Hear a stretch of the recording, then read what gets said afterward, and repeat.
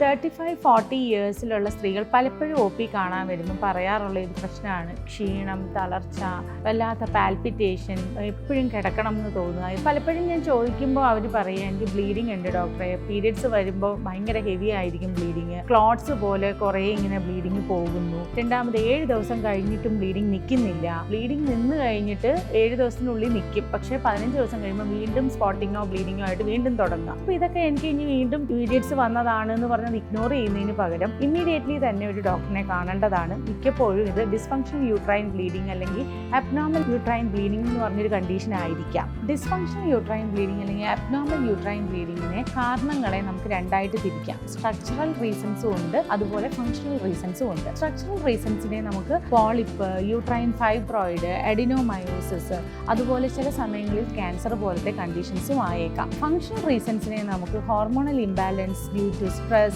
Anxiety, ഉറക്കമില്ലായ്മ, അതുപോലെ thyroid ഹോർമോണിലുള്ള ഇംബാലൻസസ്, ഇതുപോലെയുള്ള റീസൺസ് കൊണ്ടും ആയേക്കാം. എന്താണെങ്കിലും ഈ രോഗത്തിനെ കൃത്യമായിട്ട് മനസ്സിലാക്കി പ്രോപ്പറായിട്ടൊരു ഗൈനക്കോളജിസ്റ്റിന്റെ ഗൈഡൻസോടുകൂടി ഇൻവെസ്റ്റിഗേഷൻസും ക്ലിനിക്കൽ എക്സാമിനേഷനും ഒക്കെ ചെയ്ത് ഐഡന്റിഫൈ ചെയ്ത് അതിന് അപ്രോപ്രിയേറ്റ് ആയിട്ടുള്ള ചികിത്സ നേടേണ്ടത് ഓരോ സ്ത്രീയും സീരിയസ് ആയിട്ട് എടുക്കേണ്ട ഒരു തീരുമാനമാണ്.